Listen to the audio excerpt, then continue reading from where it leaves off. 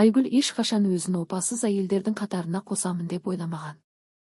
Ол екі баланың анасы, 10 жыл отасқан жары бар, сырт көзге үлгілі отбасы еді. Бірақ сырт көзге ғана күйеуі Ерлан соңғы жылдары мүлде өзгеріп кеткен.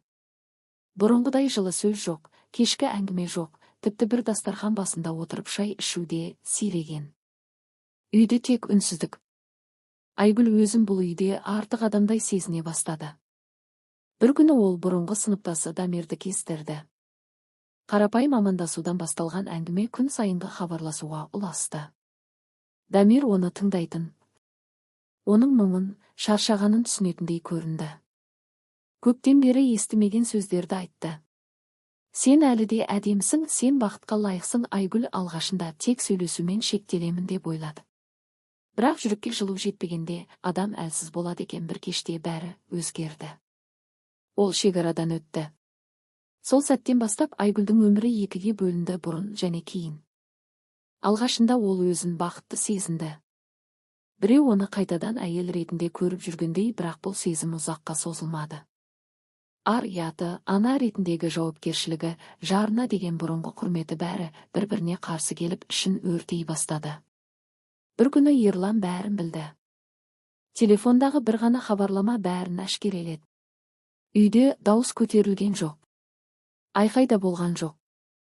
Ерлан тек ұзақ үнсіз отырды. Сосын жай ғана айтты. Мен сені кешіре алмаймын. Айгүл жылап, тізерлеп кешірім сұрады. Балаларды ойлауды өтінді. Бұл қателік екенін, енді қайталамайтынын айтты. Бірақ Ерланның көзінде бұрынғы жылу жоқ еді. Сен мені алдадың. Ең қиыны, сен жүрегімді саттың. Ол сол түні үйден кетіп қалды. Айгүл үшін ең ауыр жаза ажырасу емес еді. Ең ауыр нәрсе сенген адамның сенен теріс айналуы. Балалар әкесін сұрағанда, ол не айтарын білмей қалатын. Айнаға қарағанда өзін танымайтын болды. Дамир де біртіндеп алыстап кетті. Өйткені ол үшін бұл тек сезім болса, Айгүл үшін тағдырды бұзған қателік еді. Уақыт өтті. Бірақ Ерлан қайтып оралмады. Айгүл бір ғана шындықты кеш түсінді. Кейбір қателіктер кешірілмейді.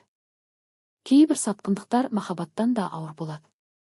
Ал ең өкініштісі, бәрін түсінгенде бәрі кеш болады.